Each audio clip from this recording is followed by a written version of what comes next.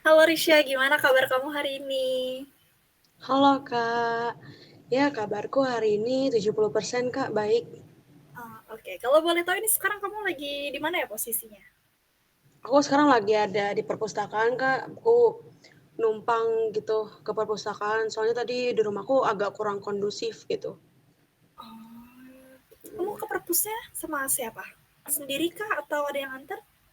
Sendiri Kak, Hmm, iya, ke perpusnya sendiri. oke Risha, syukur ya kalau misalnya kamu sampai di perpus dengan sehat selamat, terus kamu bilang kondisi kamu juga cukup baik ya Risha. Puji Tuhan kalau kayak gitu. Oke, karena ini pertemuan pertama kita pada hari ini, kan ada istilah yang mengatakan kalau tak kenal itu maka tak sayang ya Rish ya. Jadi izinkan saya untuk memperkenalkan diri saya. Nama saya Esther Monica, saya merupakan konselor yang akan membantu kamu sekaligus menjadi fasilitator kamu dalam menghadapi permasalahan yang sedang kamu hadapi saat ini. Salam Iya kenal ya Kak, Rish ya. ya salam kenal Kak. Sebelum kita mulai sesi konseling pada hari ini, alangkah baiknya kita memulainya dengan doa. Doa akan saya pimpin secara Katolik. Apabila Risha memiliki keyakinan yang berbeda, Risha boleh menyesuaikan dengan keyakinan Risha. Oke? Oke, Doa kita mulai sekarang ya Risha.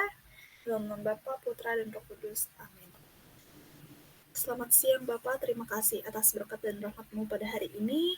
Sekarang kami akan menjalani proses konseling Tuhan, kiranya Engkau membimbing dan menyertai Risha agar Risha dapat berkembang melalui sesi konseling pada hari ini.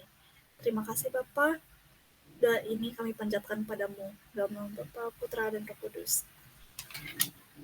Risha, ini kalau saya lihat dari inform consent yang telah kamu isi, permasalahan kamu tuh kamu takut berada di lingkungan yang baru ya karena pernah dibully semasa sekolah. Apakah benar? iya, iya betul Kak, dulu saya waktu sekolah pernah dibully gitu, terus ya apa namanya itu membuat saya sedih sih Kak. Oke, Risha, untuk sesi konseling pada hari ini kita akan menggunakan teknik dari pendekatan CBT, yaitu talk stopping. Kenapa saya memilih itu sebagai pendekatan untuk permasalahan kamu? Karena jika dilihat dari pendekatan CBT, kamu ini mengalami distorsi pikiran nomor 5 yaitu catastrophizing, di mana kamu tuh memiliki kecemasan berlebih terhadap hal-hal yang bahkan belum terjadi gitu. Kan kamu di inform consent ada bilang kalau kamu takut ditolak ya di lingkungan baru, padahal kamu belum melaksanakannya. Jadi kita akan menggunakan teknik talk stopping ya Rish ya. Oke Kak. Oke, teknik ini juga bertujuan untuk menghentikan pikiran-pikiran yang negatif, yang irasional dalam pikiranmu dan mengalihkannya dengan pikiran yang lebih positif. Sehingga kamu nih bisa lebih enjoy gitu menjalani hidup-hidup kamu, tidak terbebani dengan hal-hal yang negatif. Seperti itu, Risha.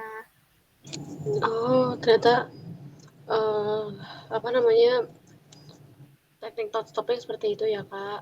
Ya, jadi kamu sekarang boleh mengatur posisi duduk kamu, senyaman kamu, dan apabila kamu merasa kurang nyaman dengan uh, hadapan seperti ini, kamu boleh cerita sambil memejamkan mata apabila kamu memerlukan. Oke Kak.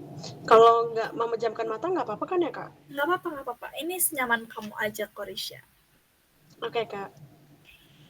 Oke, sebelum kita mulai sesi konseling pada hari ini, saya juga akan menyampaikan bahwa konseling itu memiliki asas, yaitu asas kerahasiaan. Jadi proses konseling kita pada hari ini nih dari awal sampai dengan akhir nanti itu bersifat rahasia, hanya kamu dan saya yang mengetahui. Tapi apabila kamu eh, memiliki indikasi untuk menyakiti diri sendiri bahkan mengakhiri hidup, saya berhak untuk memberitahukan kepada orang yang kamu percaya sesuai dengan nomor darurat yang telah kamu isi di inform consent. Oke, sudah dimengerti Risha? Sudah Kak. Sudah. Oke, terima kasih. Oke. Jadi tadi tuh kamu kan ada bilang bahwa kondisi kamu nih 70% baik-baik saja. Lalu 30%-nya lagi nih kemana ya Risha kalau boleh tahu? Mari kita lihat melalui skala ya. Kalau 1 itu artinya sangat buruk, kalau misalnya 5 tuh kondisi kamu berarti sangat baik. Kira-kira kamu nih ada di kondisi yang berapa nih Risha? Hmm, menurutku perasaanku saat ini ada di skala 3 Kak, karena aku merasa seperti ada sesuatu yang men-trigger aku Kak. Rasanya cemas, bingung, takut juga. Oke, thank you Risha. Kira-kira hal apa yang membuat kamu nih merasa cemas, takut, dan bingung hari ini? Ya, semua itu karena saat ini kan saya baru masuk kuliah semester 2 dan saya menyadari sepertinya mereka tidak suka dengan saya karena menganggap saya ini aneh. Oke. Lalu kenapa kamu tuh bisa berpikir bahwa mereka tidak menyukaimu karena kamu aneh? Apa yang membuat kamu berpikir seperti itu? Saya juga nggak tahu sih Kak, apa yang aneh dari saya gitu. Tapi sejak kelas 1 SD sampai dengan kelas 2 SMA, saya memang selalu dibully oleh teman-teman saya gitu. Saat kelas 1 SD, saya dibully karena saya beragama Kristen, yang mana saat itu saya tuh sekolah di sekolah negeri dengan mayoritas murid beragama Islam gitu. Lalu di kelas 3 sampai 6 SD saya dibully karena mereka menganggap kondisi fisik saya itu nggak sama seperti mereka. Saya selalu dibilang jelek lah, gendut, hitam, keriting gitu. Dan bagi saya yang saat itu masih SD, tentu hal itu tuh sangat menyakitkan gitu bagi saya. Tapi ya saya cuma diem aja karena saya takut gitu loh. Kalau saya ngelawan, saya malah makin tambah dibully. Karena kalau saya diem aja kak, saya tetap dibully. Jadi saat itu saya nggak melakukan apa-apa. Oke. Saya ngerti, pasti perasaanmu tuh pada saat itu sedih sekali ya Risha. Kamu, ya namanya masih anak-anak tuh kan pasti masa-masa yang seharusnya digunakan untuk bersenang-senang bersama teman, tapi kamu malah mendapatkan perlakuan yang membuatmu sedih, membuatmu terancam. Itu pasti rasanya nggak enak banget ya Risha. Terus pada saat itu gimana cara kamu merespon bullying yang diberikan oleh teman-teman sekolahmu? Iya kak, saya sedih banget dan saat itu ya saya nggak ngelakuin apa-apa kak karena jumlah mereka kan lebih banyak ya daripada saya. Saya ini kan minoritas dan mereka ini kan mayoritas gitu dan mungkin saat itu karena saya masih SD gitu jadi saya masih perasa sekali itu. Jadi yang bisa saya lakukan saat itu ya cuma bisa menangis diam-diam. Oh, oke. Berarti kamu nih dari kelas 1 sampai kelas 6, alias selama 6 tahun, kamu tuh di SD full dibully kah? Atau bagaimana, Risha? Iya kak, SD saya full dibully mulai dari soal agama, bahkan sampai ke fisik kak. Jadi saya benar-benar berharap saat itu ya kak, saya berharap masa SMP saya akan lebih baik dan menyenangkan. Makanya saya berusaha sabar ya kayak sabar, sabar gitu, tahan gitu. Selama saya masih sekolah di sekolah dasar tersebut begitu. Oke. Kamu berarti menahan masa-masa bully tersebut karena kamu tuh punya harapan bahwa SMP akan lebih baik ya, makanya kamu di SD diam aja. Terus begitu kamu masuk ke SMP, apakah itu semua berjalan dengan harapanmu? Apakah kamu udah nggak dibully lagi? Enggak Kak, ternyata saya salah gitu. Karena ketika saya SMP, itu kan masa-masa di mana saya sudah masuk ke pubertas ya Kak, dan pasti udah ada mulai perubahan pada hormon saya dong dan timbul jerawat dan itu hal yang wajar kan Kak. Wajar. Tapi karena saya jerawatan, saya malah tambah dibully lagi waktu SMP. Gitu. Lalu apa yang biasanya mereka katakan kepada kamu? Ya, saat itu mereka selalu mengatakan ke saya, jelek banget sih, punya badan kok hitam banget sih, ih jijik, muka lo banyak banget jerawat. gak pantas hidup, mending mati aja deh kalau mukanya jelek gitu. Ya itu lontaran kalimat-kalimat yang sering saya dapatkan selama saya SMP gitu, dan saya kira SMP akan lebih baik. Ya ternyata malah lebih menyakitkan lagi bulian yang saya rasakan. Oke. Lalu apakah yang kamu lakukan pada saat itu? Kamu tuh ada upaya perlawanan atau kamu diam saja pada saat SMP dibully seperti itu? Ya saat itu saya cuma diem karena saya bingung harus ke siapa saya mengadu. Saya juga ada perasaan gak enak kalau melawan mereka, jadi saya tetap berbuat baik. Bahkan saat mereka mendapatkan nilai jelek dan guru meminta saya untuk membantu mengajari mereka sebagai tutor sebaya, ya untuk membantu mengajari mereka gitu supaya mereka bisa mendapatkan nilai yang bagus waktu remedial, saya tetap melakukannya. Saya tetap mengajari mereka sampai mereka bisa, karena saya berharap mungkin dengan saya berbuat baik dan tidak membalas mereka, itu akan membuat mereka luluh dan berubah gitu. Oke, jadi upaya yang kamu lakukan itu adalah tetap berbuat baik kepada mereka ya, Risya. Kamu tuh keren banget karena masa SMP apalagi lagi berada di masa pubertas ya, kan hormon berubah. Jadi emosi juga lagi nggak stabil ya, tapi kamu tetap bisa bersikap baik ke mereka, kamu masih mau ngajarin mereka, jadi tutor sebayanya mereka, itu tuh keren banget. Saya benar-benar apresiasi karena kamu memiliki kendali, memiliki kontrol emosi yang bagus pada saat itu. Lalu, apakah harapanmu terwujud setelah kamu bersikap baik kepada mereka, lalu mereka merubah sikapnya kepada kamu, atau justru sama aja? Sayangnya enggak sih Kak, mereka tetap aja memperlakukan saya secara buruk, sekalipun saya memperlakukan mereka dengan baik, ya akhirnya saya mulai capek dan menyerah. Jadi saya udah nggak peduli lagi deh mereka mau berbuat apa ke saya cuma bisa berharap masa SMA akan lebih baik lagi.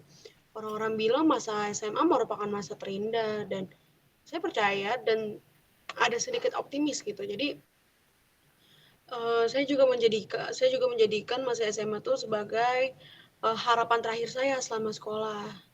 Tapi ternyata saya tetap dibully lagi waktu SMA. Dan bully terjadi lagi, lagi, dan lagi. Masa SMA adalah masa bully terparah bahkan yang pernah saya rasakan dalam hidup saya. Pernah saat pelajaran seni budaya, ada sebuah pertunjukan dan praktik membuat kerajinan dari bahan semen putih di sekolahku kan. Nah, karena keadaan saat itu ramai dan aku gak bisa ngelihat dengan jelas, akhirnya aku jongkok tuh supaya bisa memperhatikan guru yang mempraktekkan membuat karya karya seni dengan semen putih tersebut gitu. Saya jongkok karena saya mencoba untuk mencari celah-celah kecil gitu loh dari kerumunan supaya saya tetap bisa ngelihat guru itu.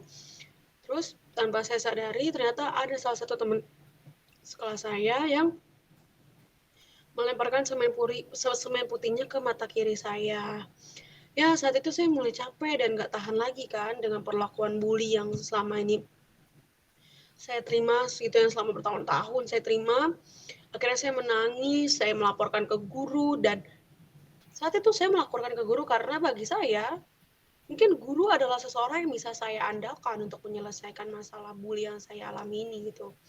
Sayangnya, guru-guru di sekolah saya saat itu hanya diam saja dan tidak berbuat apapun, seolah-olah tangisan saya ini bukan hal yang penting bagi mereka. Hal itu jujur sangat berdampak bagi kesehatan psikis saya dan mempengaruhi kehidupan saya. Gitu, Kak. Cirisya, terima kasih karena kamu sudah berani menyampaikan ini kepada saya. Saya ingin bertanya, bagaimana bullying tersebut tuh dapat mempengaruhi kehidupan sehari-harimu? Bisakah kamu menceritakan hal tersebut dengan lebih mendetail lagi? Ya, akibat dari merasakan bully ya, selama 12 tahun saya selalu merasa takut ketika berada di tempat dan di lingkungan baru, karena sebelumnya saya selalu mengalami penolakan oleh orang sekitar. Tak jarang, saya juga menarik diri untuk memulai relasi dan mengawali komunikasi dengan orang lain. Belum sampai di situ aja, bahkan hal ini bisa berdampak pada sisi kerohanian saya, Kak.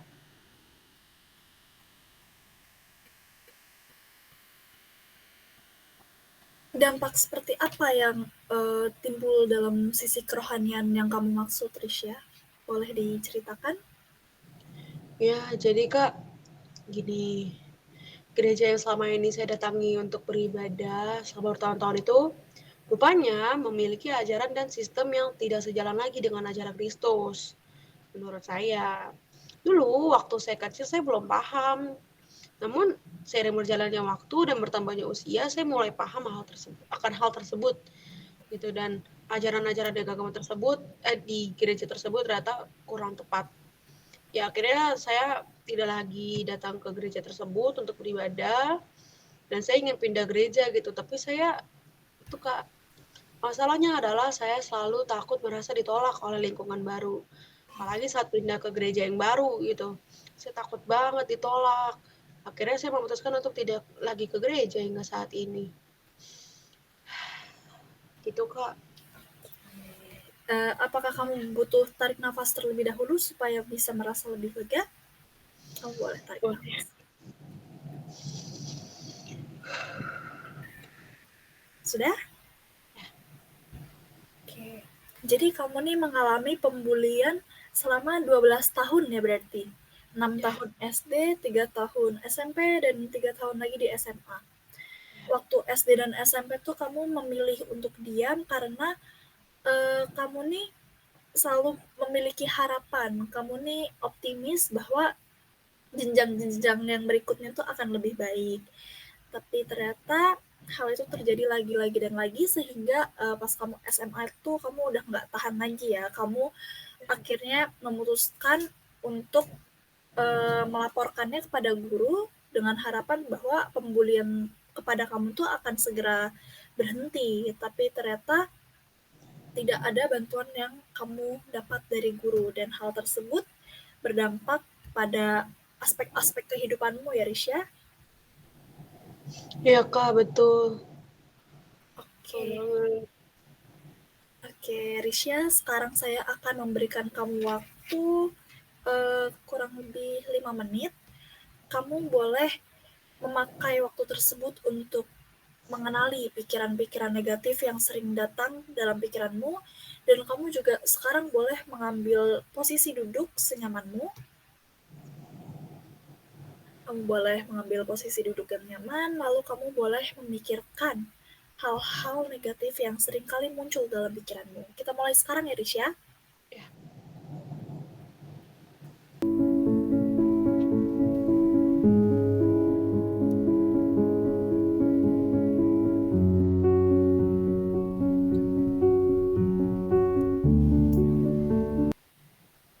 Oke, Risha. Sudah boleh membuka mata. Ya Kak. Nggak apa-apa, Risha. Saya paham kamu tuh pasti merasa skeptis ya sekarang. Karena kamu kan 12 tahun tuh merasa dibully mulu, merasa ditolak mulu. Jadi wajar saja kalau misalnya kamu tuh sekarang merasa takut hal yang serupa akan terulang lagi sekarang saat kamu sudah kuliah. Tapi Risha, tidak semua orang itu sama dengan teman-teman sekolahmu yang dulu suka membulimu. Sekarang coba kamu bayangkan tanda berhenti yang sangat besar di kepalamu. Kamu boleh memejamkan mata dan kembali memikirkan kejadian yang dulu. Kamu boleh membayangkan ada tanda berhenti besar di kepalamu yang menghentikan pikiran-pikiran negatif. Lalu ketika kamu sudah dapat menghentikan pikiran negatif tersebut, kamu boleh membuka mata dan berkata stop dengan tegas. Stop. Oke. Apa yang sekarang kamu pikirkan? Saya tenang Kak saat saya bisa menghentikan pikiran negatif saya. Oke, bagus sekali Risha. Kamu menunjukkan ada kemajuan ya Risha, perlahan-lahan. Apa hal positif yang sekarang bisa kamu katakan untuk dirimu sendiri? Saya mau mengatakan pada diri saya, kamu pasti bisa keluar dari masa traumatismu dan mengembangkan diri dengan cara menjalin relasi dengan yang orang baru. Bagus Risha, itu bagus banget. Hari ini tuh kamu udah sangat keren karena kamu sudah bisa mengenali pikiran-pikiran negatif yang datang dalam pikiranmu, terus kamu juga sudah mulai bisa menghentikan pikiran negatif yang muncul, lalu menggantinya dengan pikiran yang lebih positif. Saya yakin kalau sekarang kamu bisa bercerita, lalu kamu bisa menghentikan pikiran negatifmu, maka kamu juga bisa untuk membangun relasi dengan orang yang baru. Kamu pasti bisa keluar dari masa traumatismu dan mengembangkan dirimu lebih besar lagi, lebih hebat lagi, dan lebih keren lagi, Risha.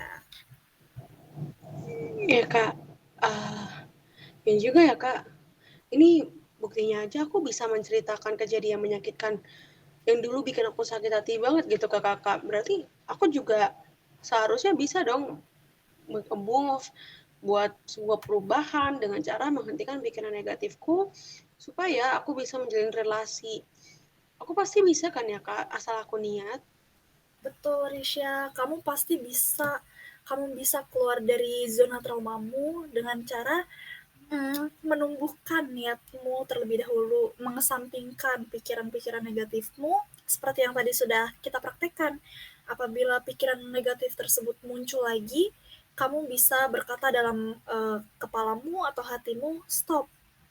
Lalu kamu bisa mengalihkannya dengan hal-hal yang lebih positif, seperti ayo Risha, aku pasti bisa berkembang sehingga kecemasan kamu tadi itu berkurang bahkan menghilang.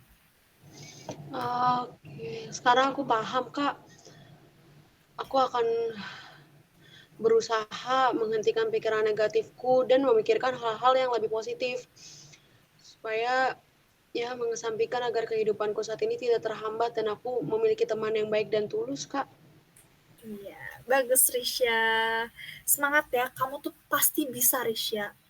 Kamu bisa, kamu hebat. Terus tanamkan itu di dalam hati dan pikiran kamu ya Risha. Iya kak, pasti kak. Oke, Makasih ya kak atas bantuannya. oke. Gimana sekarang kamu udah ngerasa lebih tenang, lebih baik atau belum? Ya, aku sudah ngerasa lebih baik kak. Makasih banyak ya kak tadi udah ngajarin aku teknik toast stopping. Aku pasti akan menggunakan teknik tersebut kalau misalnya next time aku ada pikiran-pikiran negatif lagi gitu. Ya sekarang aku udah ngerasa enakan sih kak. Dan semoga ya kak kedepannya aku bisa menjalin relasi yang baru tanpa ada rasa-rasa trauma takut ditolak gitu. Syukurlah kalau misalnya sekarang kamu udah ngerasa lebih baik. Semoga kedepannya kamu bisa terus optimis dan terus mempunyai tekad besar ya Risha untuk keluar dari permasalahan traumamu ini. Iya kak.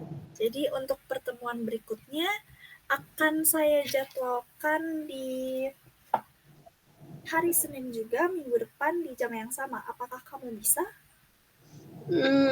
Hari Senin minggu depan jam 1 ya kak? Iya, Bisa sih kak, bisa bisa. bisa. Jam segitu saya Saya kosong. jadwalkan di jam 1 ya. Ya, Oke, Risha. Oke, untuk minggu depan jadi di jam 1 siang, hari Senin juga ya, Risha. ya. Untuk kegiatan hari ini sudah selesai. Terima kasih, Risha, karena kamu sudah keren banget hari ini. Kamu sudah mengikuti proses konseling dari awal hingga akhir tuh dengan sangat-sangat baik. Terus saya juga mulai melihat ada sedikit demi sedikit kemajuan yang kamu tunjukkan. Keren banget. Oke, Kasih. oke, mari kita tutup sesi konseling pada hari ini ya, Risha. Tapi Jangan lanjut aja kak. oke, baik.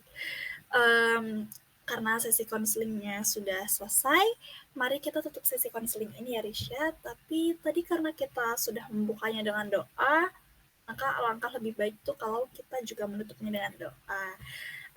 Boleh gak kalau Risha yang pimpin doa? Oh, boleh kak, boleh. Aku bisa kak mimpin doa. Oke, bagus, bagus. Ya, mari Kak Esther kita bersatu dalam doa. Aku akan pimpin doa. Terima kasih banyak Tuhan Yesus atas penyertaan-Mu sepanjang konseling hari ini. Terima kasih Tuhan kalau sedikit demi sedikit aku akan ada perubahan dalam diriku supaya aku bisa menjadi lebih baik lagi. Aku bisa menjadi pribadi yang lebih percaya diri lagi untuk menjalin relasi dengan orang-orang yang baru. Bapak, sebentar aku juga mau pulang dari perpustakaan ini Tuhan setelah sesi konseling ini. Kau berkati aku di perjalanan Tuhan, sampaikan aku di tempat ke rumah dengan selamat, dengan tidak kekurangan satu apapun. Terima kasih banyak Tuhan Yesus atas penyertaan-Mu. Haleluya, amin. Oke, thank you ya Risha, udah pimpin doa dan udah bersedia untuk mengikuti sesi konseling hari ini. Oke, kamu hati-hati ya di jalan. Ya Kak, siap Kak. Dadah Risha, sampai jumpa di pertemuan berikutnya. Minggu depan kita akan mengadakan sesi konseling di tempat yang nanti akan saya tentukan ya. Nanti saya akan kirim tempatnya. Iya Kak. Oke, dadah, sampai jumpa. Bye Kak. Sampai jumpa. Terima kasih.